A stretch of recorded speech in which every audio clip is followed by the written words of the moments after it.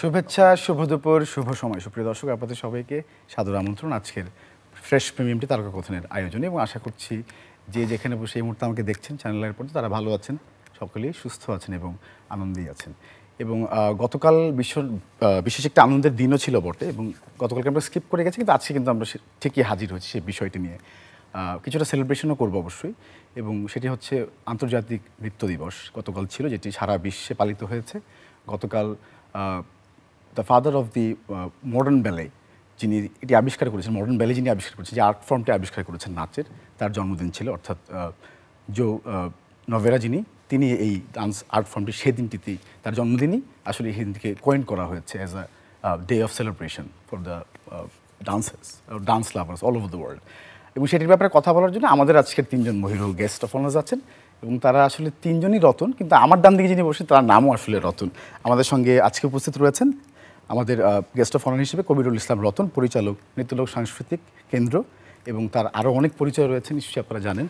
এবং মাঝখানে রয়েছেন দীপা খন্দকার, পরিচালক, দিব্য সাংস্কৃতিক সংগঠন, এবং কি বললাম, এই নাচের আকাশের একজন রত্ন তিনি, আসলে কি বলবো। এবং সেই সঙ্গে রয়েছেন লিখন রায়, পরিচালক, নৃত্যকথা, পারফর্মিং আর্টস, তিনিও আরেকজন আসলে কি বলবো literary star of this fraternity. আপনাদের তিনজনকে স্বাগত জানাচ্ছি। কেমন আছেন আপনারা? তোমাকে অনেক শুভেচ্ছা। গতকালকে তো ছিল আসলে অনেক বড় একটা দিন আপনাদের জন্য, বিশেষ করে আমাদের জন্য বটে, এবং কিভাবে আসলে সেটা আসলে বাংলাদেশ থেকে কিভাবে সবার কাছে শুভেচ্ছাটা পৌঁছবেন? আন্তর্জাতিক নৃত্য দিবস তো আন্তর্জাতিকভাবেই পালিত হয়, তা আমাদের নৃত্যশিল্পীদের জন্য এটা একদম উৎসব, শুধু বলবো না, ঈদের মতো। মানে কালকে যেটা হয়েছে সেটা হচ্ছে সর্বত্র, মানে কোনো জায়গা মনে হয় বাদ নেই। শিল্পকলা একাডেমি, বেলি রোড, মহিলা সমিতি, সব জায়গায় যার যার মতো করে নৃত্যশিল্পীরা এটা পালিত করেছে। এবং আমরা করছি, আমরা আমাদের একটা ফাউন্ডেশন আছে, নৃত্যশিল্পী ফাউন্ডেশন বাংলাদেশ, আমরা আর আজকেই করছি সেটা। আচ্ছা, হ্যাঁ, সেই তো অবশ্যই তো বললাম শুরুতে। এবং নৃত্যশিল্পী ফাউন্ডেশন শুধু বাংলাদেশে না, আন্তর্জাতিকভাবে যে আমাদের শাখাগুলো রয়েছে প্রত্যেকে নিউ ইয়র্কে, লন্ডনে হয়ে গেছে, নিউ ইয়র্ক, লন্ডন এবং অন্যান্য যেই সব মানে পৃথিবীর বিভিন্ন প্রান্তে, তারাও কিন্তু একসাথেই উৎসবটা পালন করছে বর্ণাঢ্য করে। এবং গতকাল আমরা খুব সকালেই সবাইকে শুভেচ্ছা জানিয়েছি আমাদের গান্ধী শুরু অনুষ্ঠানের মধ্য দিয়ে সকল কলাকুশলী যারা আছেন। এবং আমি যদি একটু কনটেক্সটে শুরু করতে চাই, যদি তিনজনের কাছে কথাটা জানতে চাই, জানার জন্য যে বাংলাদেশ আসলে ওয়ার্ল্ড ডান্সের মানে কনটেক্সটে বা স্টেজে কোথায় আমরা আজকে আছি, যদি জিজ্ঞেস করি সবার জন্য। আমাদের নিজস্ব যে সংস্কৃতি, এটা কিন্তু নেহায়েত মানে নতুন কিছু নয় না, হাজার বছরের বাঙালি সংস্কৃতি। আপনি পেছন দিকে গেলে কিন্তু আপনি মহুয়া, মলুয়া, দিজ কানাই, হ্যাঁ, আমাদের চর্যাপদ, আমাদের অনেক মানে রিচ কালচার আছে। তো সেগুলোকে আমরা পরিচর্যা করতে পারিনি, খুবই দুঃখের বিষয়। নানান সময় নানান রকম বাধা বিঘ্নের কারণে আমরা ঠিকমতো লালন করতে পারিনি। এই জায়গাটা আমাদের একটা মানে খুবই মানে আমাদের নৃত্যশিল্পীদের আফসোস আছে। আমি জানি অন্যান্য সেক্টরেও হয়তো বা। আর সাথে বলে নেই, আমরা যখন কালচারাল কোনো টিমে দেশের বাইরে যাই বা গেছি, ওই সময়টায় পৃথিবীর অনেক বড় বড় দেশগুলায় আমরা দেখেছি যে আমাদের যে ফেস্টিভ্যালগুলায় গেছি, ধরেন 30টা দেশ অংশ নিয়েছে, পারফরমেন্স করেছি, ওদের সাথে আমাদের কালচারাল এক্সচেঞ্জ হয়েছে। বাট আমাদেরকে যখন মানে কোথাও বেড়াতে নিয়ে গেছে ওরা, ওদের মানে কোনো কিছু হেরিটেজ ঐতিহ্য দেখাতে নিয়ে গেছে, ওদের চিত্রকলা গ্যালারিতে, তারপরে ওদের যে বিশেষ দেশীয় সংস্কৃতির যে প্রোডাকশনগুলি আছে, ওই সব জায়গায়, হ্যাঁ, ওই সব জায়গায় আমাদের নিয়ে গেছে। ওরা চর্চা করে এবং রেগুলার হতে থাকে। যেমন বিদেশি যারা আসে, পর্যটকরা বা যারা কালচারাল ডেলিগেশনে যায়, প্রত্যেকেই কিন্তু ওই জায়গাগুলোতে দেখতে যায় যে ওদের সংস্কৃতি কোনটা, ওদের বড় কোনো ডান্স ড্রামা, ওদের কোনো বড় সঙ্গীতানুষ্ঠান রেগুলার হতে থাকে ওই জায়গাটায়। হ্যাঁ, ওই জায়গাটায় তাই হওয়া উচিত। ওই জায়গাটায় আমাদের এখন একদমই নেই, আমাদের হ্যাঁ একদমই নেই, যেখানে আপনি গিয়ে বাংলাদেশ দেখতে পারবেন, বাংলাদেশের সংস্কৃতি দেখতে পারবেন। এমন কোনো অডিটোরিয়াম আছে যেখানে আপনি আপনার বিদেশি যারা এসছে বা আমাদের দেশের যারা সংস্কৃতি মানে দেখতে চায় আমাদের কালচার, তারা গিয়ে এমন কোনো জায়গা আছে যে আমি জানি যে ওখানে মহুয়া হচ্ছে, ওই জায়গাটায় একটা সুন্দর লোক গানের অনুষ্ঠান হচ্ছে, রেগুলার জিনিসটা না একদমই আমাদের যে ট্র্যাডিশনাল আর কি, এটা একটা দুঃখের আপা কি বলবেন এই জায়গাটাতে যে কেন হারিয়েছে? আমার যেটা মনে হয় যে আমরা দুঃখের সাথেই বলবো, যারা চাইছে মানে একটা সময় ছিল আমাদের, আমরা যখন গুরুদের কাছে শিখেছি, পুরো কালচারটা শিল্পীরা মানে একজন শিল্প চর্চায় অভিজ্ঞ ব্যক্তিরা সেটা ধারণ এবং লালন এবং সেটা ওনারা পেট্রোনাইজ করতেন ওনাদের পরিকল্পনায়, সাধনা করতেন। হ্যাঁ, এখন যেটা হচ্ছে হয় বিত্তশালী নাইলে ক্ষমতাবানরা, তাতে করে হয় কি তারা তো জানে না কি চাইতে হবে, তাদের চাওয়াটার সাথে আমাদের দেয়াটা মিলছে না। যেমন আমরা প্রভাবিত হচ্ছি কিন্তু আকাশ সংস্কৃতিতে। তো এখন আপনি দেখবেন যখন মঞ্চে কোনো অনুষ্ঠান হয়, আপনি কিন্তু আমি একদম হলপ করে অনেক ভালো পারফর্মার আমরা দেখি, কিন্তু আমরা কিন্তু চিনতে পারি না এ কি চাইনিজ স্টাইলে নাচছে, বাংলাদেশের সক্রিয়তা জাপানিজ স্টাইলে নাচছে, পোশাক থেকে শুরু করে সমস্ত। আমার দেশকে আমি হারিয়ে ফেলি, আমার সংস্কৃতিকে হারিয়ে ফেলি। মানে আমি এখানে একটা ছোট্ট কথা বলি। কালকে শিল্পকলায় আমাকে বলা হয়েছিল যে একটা নাচ করবেন, তা আমি চিন্তা করেছি, চিন্তা করতে করতে আমার হঠাৎ আমি খোঁজ নিয়ে দেখলাম যে সেখানে নৃত্যগুরু জে মান্নান, গহর জামিল কারো নাচে নেই। তখন আমার গুরু তো উনি, তখন আমার মনে হয়েছে এটা আমার দায়িত্ব। আমি তখন প্রপোজাল দিয়েছি আমি আমার নাচ করব না, আমি আমার গুরুর নাচ করব। একদম সিম্পল কিছু নাচ না, কোনো আতিশয্য নেই, কিন্তু নাচের যে মাধুর্য সেখানে বোঝা যায় আমার দেশ, আমার গ্রাম, আমার সংস্কৃতি, মাটির গন্ধ। এই চর্চাটা কিন্তু থাকা উচিত। এবং নাচকে তো আসলে মানে বাতাসে পেইন্টিং করার কথাই বলা হচ্ছে ফর্মটিকে, সো সেখানে তো আঁকতে হবে নিজের দেশকে। লিখন স্যার যদি বলেন যে অবস্থান বা এর যদি নিরূপণের উপায় কি আসলে? আচ্ছা, যেটা হচ্ছে যে আমার দুজন স্যার আছেন, ওনারাই ওনাদের কথা আমি সারাক্ষণ লালন করি, শুনতে থাকি এবং শিখতে থাকি, কিন্তু সব কথাই তো বলে ফেললো। কিন্তু আমি এই দিনটা বিশেষ করে বিশ্ব নৃত্য দিবস, এই দিনটা আমি ভীষণ মনের থেকে লালন করি। আমার ভেতর থেকে আলাদা একটা অভিভূত কাজ করে যে মানে কেন জানি মনে হয় যে আসলে এই দিনটা আসলে আমাদের সেরা দিন নৃত্যশিল্পীদের জন্য। এই দিনটার জন্যই কিন্তু আমরা কাজ করছি, আমি সংসার চালাচ্ছি, আমি চলছি, আমি চলতে পারছি, আমি সবাইকে ভালো রাখতে পারছি। তো সবটা মিলে একটা ভালো লাগা কাজ করে। আর আমার যেহেতু দীপাদি বললেন যে তার গুরুর কথা, আমার কিন্তু গুরুরাই এখানেই। তো আমার সৌভাগ্য পাইনি, হ্যাঁ, তাদেরকে আমি পাইনি। তো সেই কারণেই আমি আমার গুরুদের ভীষণ ভীষণ ভীষণ কি বলবো শ্রদ্ধা করি। আর তারাও আমাকে মানে অনেক স্নেহ করে, ভালোবাসে। আর আমি তাদেরকে ঘিরেই আমি থাকতে চাই। এবং যেহেতু গুরুদয় এবং শিষ্য যেহেতু উপস্থিত আছে, জিজ্ঞেস করি আর কি, যে আপনারা হয়তো you are the last mentors of being mentored by the real mentors, যদি বলি এটা কি ঠিক কিনা? মানে এরপরে কি আমাদের গুরুর একটু কম পেয়েছি আমরা, বা হচ্ছে না সেভাবে তৈরি, বা হয়নি আমাদের? তৈরি হচ্ছে। আমি বলবো যে আমাদের সময়, তাই না রতন, আমাদের সময় কিন্তু আমরা অনেক রকম ক্লাসিক্যাল সাইড, অমুক সাইড এরকম পেতাম না। হ্যাঁ, তা এখন শেখার জন্য ছেলেমেয়েরা কিন্তু অনেক ভাগ্যবান আমি মনে করব। হ্যাঁ, সেই দিক থেকে কিন্তু আমি দুঃখের সাথে বলতে চাই যে আমি সবার কথা বলবো না, ম্যাক্সিমাম হতে পারে পরিস্থিতি বা সময়ের কারণে তারা কিন্তু গুরুর প্রতি শ্রদ্ধা এবং শিল্পের প্রতি যে শ্রদ্ধা সেটার প্রতি যতটা না একাত্ম, দেখা যায় এই জেনারেশন আর্থিক দিকটাকে বেশি কাউন্ট করছে, সেটা বাস্তব, আমি সেটাকেও অবহেলা করব না।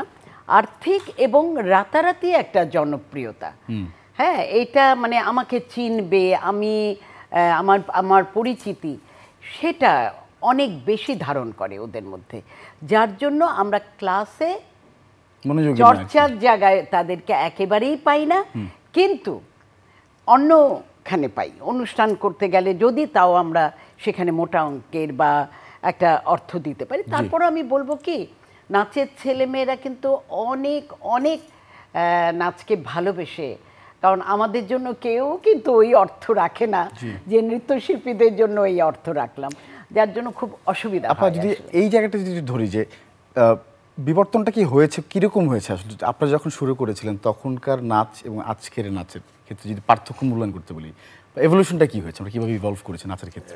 আমি একটু বলি, প্লিজ স্যার প্লিজ।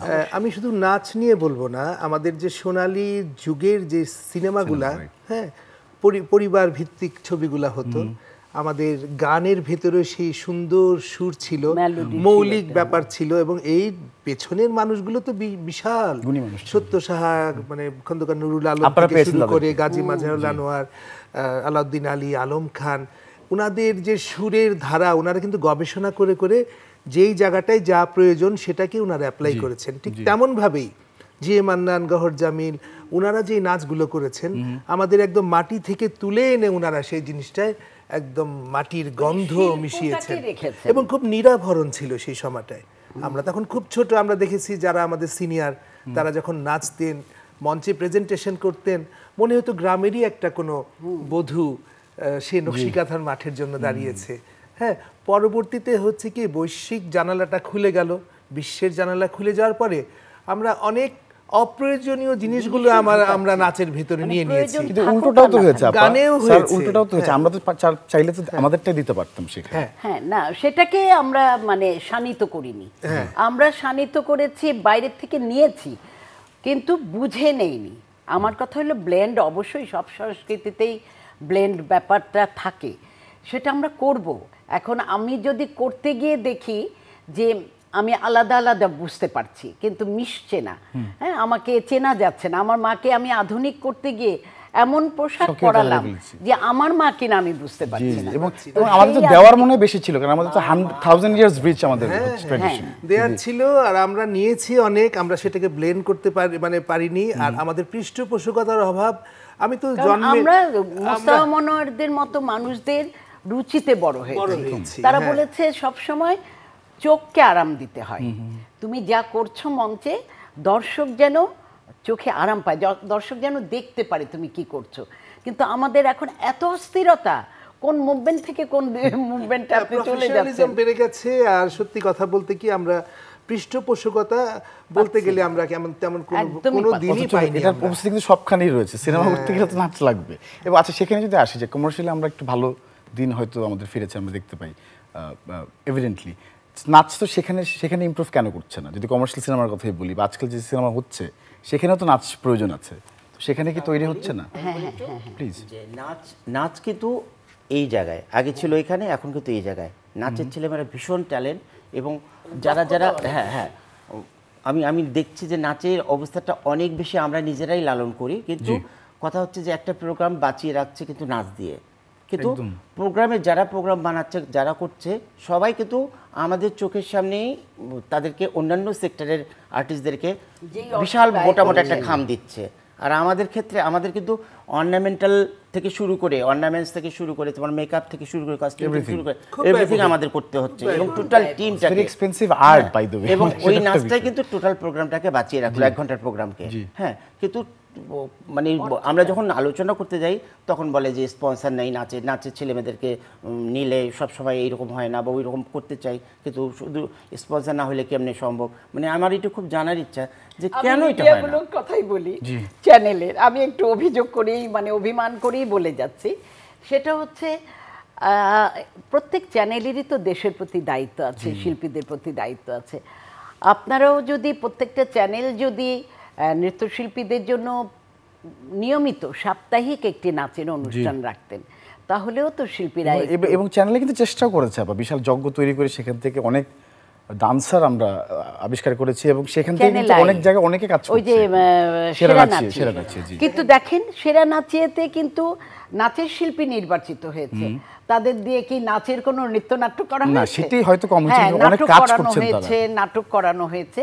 কিন্তু আমি চাই যে সেরা নাচিয়ে ছেলে মেয়েদের দিয়ে যদি শ্যামা, নকশিকাঁথার মাঠ, এরকম মহুয়া, এরকম নৃত্যনাট্যগুলো, এবং এভিডেন্টলি যে যুগে যুগে কিন্তু শিল্পীরা নাচ থেকেই কিন্তু হয়তো শুরু করেছে, তারপরে হয়তো পাশাপাশি অভিনয় করেছেন ভালো মতো, সবকিছু করে জনপ্রিয়তা পেয়েছেন। জনপ্রিয়তার জন্য আর কিছু না। আমাদের সময় আমাদের টেলিভিশনে নাচে যদি আমরা ওই প্ল্যাটফর্মটা দিতে পারতাম, ওই জায়গাটা দিতে পারতাম, কেউ তো নাচ কমে গেল যেত না, মডেলিং এ যেত গেল। নাচকে কিন্তু প্রত্যেকটা ছেলে মেয়ে ভালোবাসে, যারা নাটকে গেছে, যারা মডেলিং এ গেছে, তারা কিন্তু কিন্তু আমার কথা হলো, আমার তো একটা মানে আমার যে প্রফেশনালিজম, সেটাতে তো আমার একটা স্ট্যান্ডার্ড থাকতে লাগবে।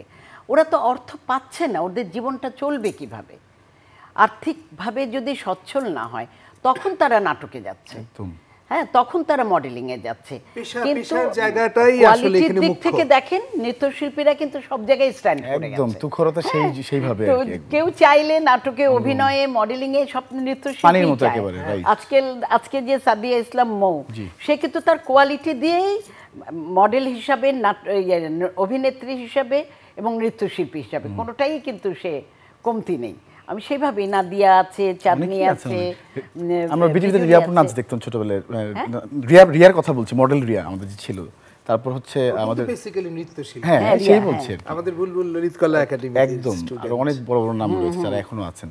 এবং তাদের কথাও যদি আজকে টানতে চাই, তারাও তো অনেক জনপ্রিয় হয়েছেন এই মাধ্যম দিয়ে, এবং তারপর অনেক কিছু করেছে, অনেক তারা জনপ্রিয়তা পেয়েছে। কিন্তু সত্যি কথা বলি, আমি অপিকর্মিয়ার কথাই বলি, ও যখন নাচ ছেড়ে অভিমান করি, নাচে যখন মানে একটু ওর অভিমান আছে, আমি ব্যক্তিগতভাবে জানি, নাচে যখন ওইরকম জায়গা ও এত কোয়ালিটি থাকা সত্ত্বেও পারছিল না, তখন নাচিয়েছিল। কিন্তু তো সেখানে অভিমান করে যখন ও একটা সময় অন্যদিকে ঝুঁকে গেল, ওর মানে নাটক বা অন্য ইয়েতে, তখন কিন্তু ও জনপ্রিয়তা পেয়েছে। তখন কিন্তু অন্যেরা বলে যে অপিকে নাও, কিন্তু ও যখন নৃত্যশিল্পী তখন কিন্তু বলা হতো না যে অপিকে দিয়ে করো। এটা আমাদের ব্যর্থতা, যে নৃত্যের জগৎটাকে, কারণ আমাদেরও ব্যর্থতা, আবার হলো আমরা আর্থিকভাবে তাদেরকে হেল্প করতে পারি নাই তো, যে সে যে আমার মুখী থাকবে, আমার ছেলে মেয়েগুলো যে আমার মুখী থাকবে, তাকে তো আমার দিতে হবে কি। আমরা আসলে মানে মোট কথা, মোটা দাগে বলতে গেলে পৃষ্ঠপোষকতা আমরা কখনোই পাইনি। তাহলে তিনজনই মেন্টর আছেন, জিজ্ঞেস করে নাচের যে সবাই নিশ্চয়ই মুখিয়ে আছেন শুনবার জন্য, উপায়টা কি তাহলে, মানে কি করতে হবে? আমাদেরকে পৃষ্ঠপোষকতা দিতে হবে, সরকারিভাবে হোক, চ্যানেলগুলো হোক, যারা বিত্তশালী আছেন তাদেরকে বলবো যে আপনাদের উচিত দেশের প্রতি একটা দায়িত্ব।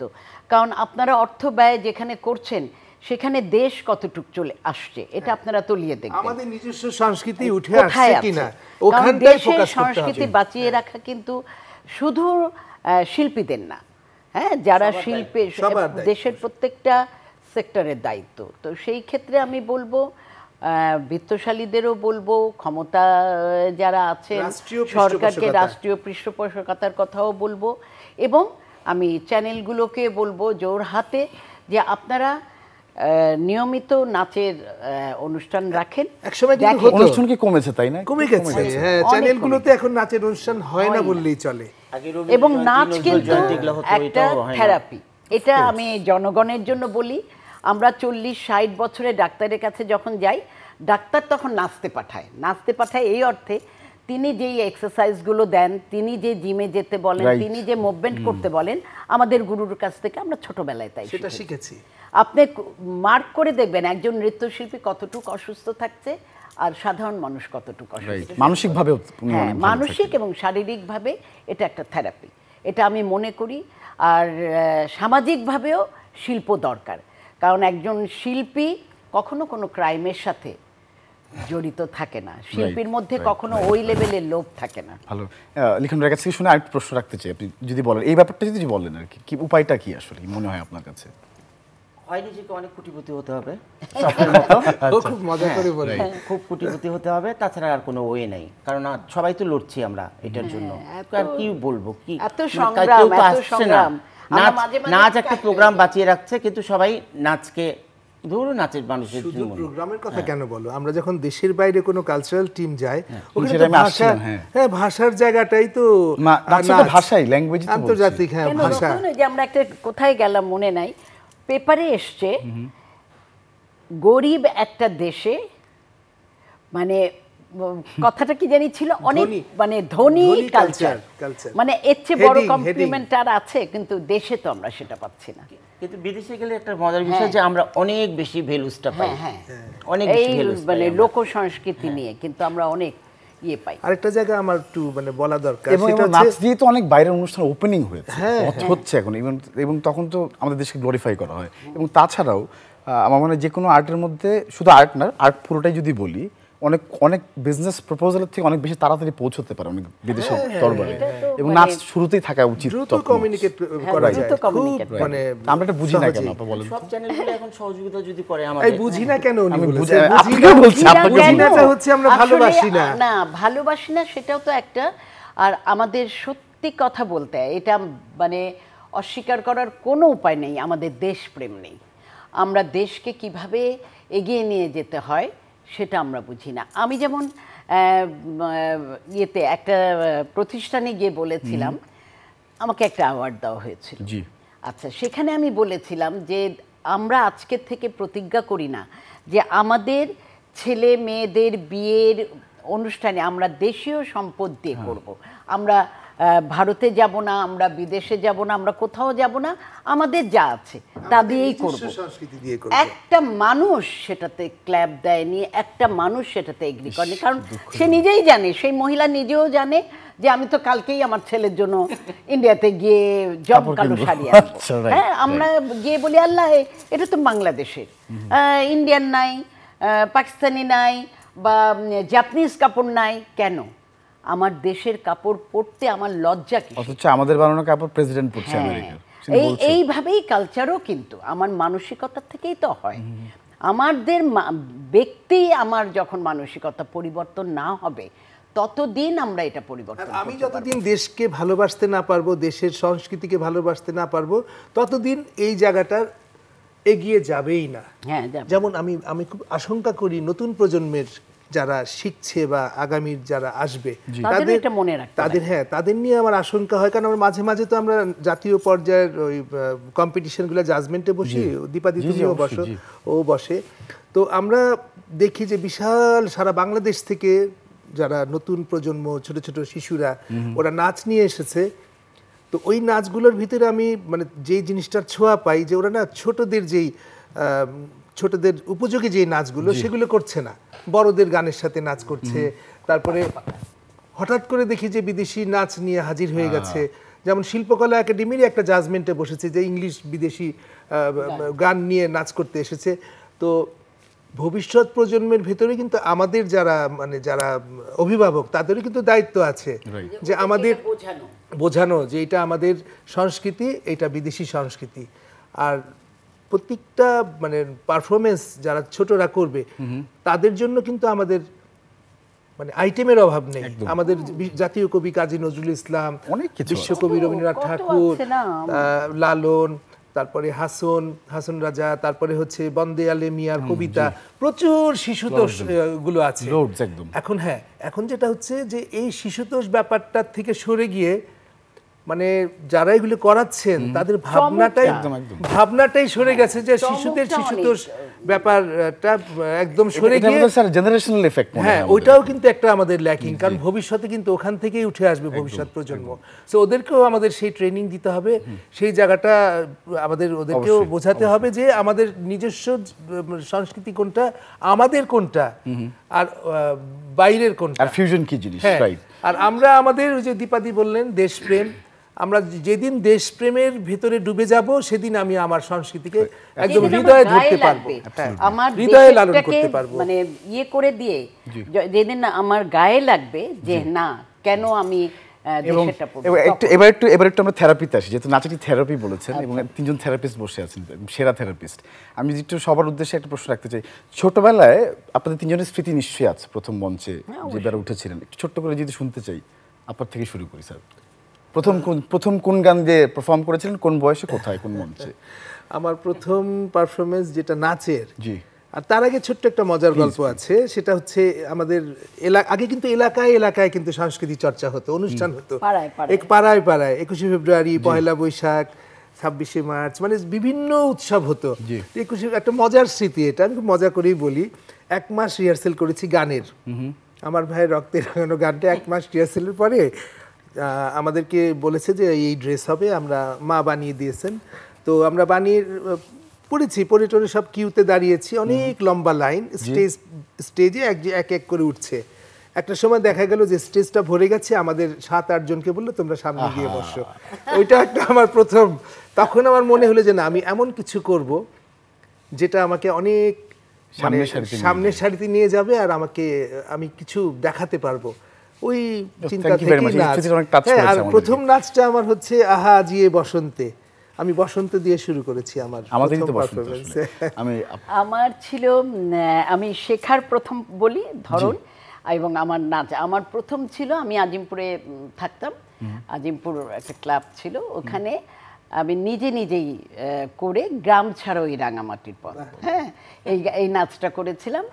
আর আমার শেখার শুরুটা ছিল যেটা আমার গুরুর কাছে যখন আমি তালিম নেই, তো উনি আমাকে হাফ সিটিং করে দাঁড় করিয়ে রেখেছিলেন 3 মাস। আমি যখনই ক্লাসে যেতাম ওই দাঁড় করিয়ে রাখতেন, মানে পিঠ টিট টান করে এরকম, যেটা প্রথম থেরাপি যেই কারণে বলছি, দাঁড় করিয়ে রাখতেন, হাতে এরকম একটা লম্বা স্টিক, আর এখানে নাচ তোলাচ্ছেন সিনিয়রদের, পশ্চাৎ ঠিক করার জন্য কি এটা করতেন নাকি, মানে কি বডি ঠিক কঠিন। করার জন্য। তা আমি খুব কান্নাকাটি, আমার ভাইকে এসে বলছি যে আমি নাচে ক্লাসে যাব না, উনি খালি আমাকে এটাই করায়। জি। পরে যখন মানে আরো বড় হলাম তখন উনি বলতো যে দেখ আমি এমনভাবে তৈরি করব যাতে যে যাই দেবে তুমি তোমার বডিতে ধারণ করতে পারো। তার মানে শুরুটা আমাদের এই ধৈর্যটা কিন্তু এখন এই জেনারেশনে পসিবল এটা আমি বলে দিচ্ছি আপনাকে। হ্যাঁ, লিখন রাইট যে স্মৃতিটা বলুন। আমি তখন টাঙ্গাইলে ছিলাম, টাঙ্গাইল বিদ্যুৎ স্কুলে পড়তাম, তো তখন ক্লাস 4-এ। জি। তো আমাদের 4-5টা ছেলেকে মানে শুধু বয়েজ স্কুলটা, তো একটা অ্যানুয়াল প্রোগ্রাম, তো তখন আমাদের ওখানকার একজন টিচার ছিলেন হারুন নামে, হ্যাঁ, উনি বললেন আমাদেরকে চুজ করে নিল বিভিন্ন ইয়ার থেকে, আমরা একটু স্কাউট করতাম, তো সবটা মিলা আমাদেরকে নিল যে এই তুমি আসো এরকম করে নিয়ে তারপর আমাদের কাগজের ড্রেস পরালো, মোমেরও পুতুল নাচ। জি। প্রথম ওই কখন উঠবো আর তারপরে যখন টাইম হয়ে যাচ্ছে, হ্যাঁ যখন টাইম হয়ে যাচ্ছে না আর ভাল লাগছে না, ঘুম পাচ্ছে, রাত হয়ে গেছে, আর আমি তখন নাচবো না। আর পরে দৌড়াই যেয়ে আমার দিদিকে জড়াই ধরলাম, আমি বললাম না আমি নাচবো না। তখন কাগজের ড্রেস সব, আর টিচার বলতেছে এসে পিঠের মধ্যে ধুপ করে মারতেছে। আসলে ড্রেস স্মৃতি আসলে বলতে গেলে সত্যি মানে এটা আসলে স্মৃতি তো অমূল্য হয়। এবং থ্যাংক ইউ ভেরি মাচ আপনারা তিনজন এসেছেন, আপনাদের কাছ থেকে আসলে আমাদের নৃত্যর শিল্পের, আমাদের ফ্যাটার্নিটির গন্ধ পাই আমরা আসলে। Thank you very much. এবং সকলকে যারা আমাকে দেখছেন, আমাদের নাচের সঙ্গে যারা জড়িত রয়েছেন সংশ্লিষ্ট, এবং নৃত্যশিল্পী ফাউন্ডেশন বাংলাদেশের যে আয়োজন রয়েছে সেটির জন্য শুভকামনা আপনাদের তিনজনকে জানিয়ে রাখলাম। সবাইকে আমন্ত্রণ জানাচ্ছি। আন্তরিক ধন্যবাদ প্রিয় দর্শক, আজকে বিদায় নিচ্ছি, ভালো থাকবেন।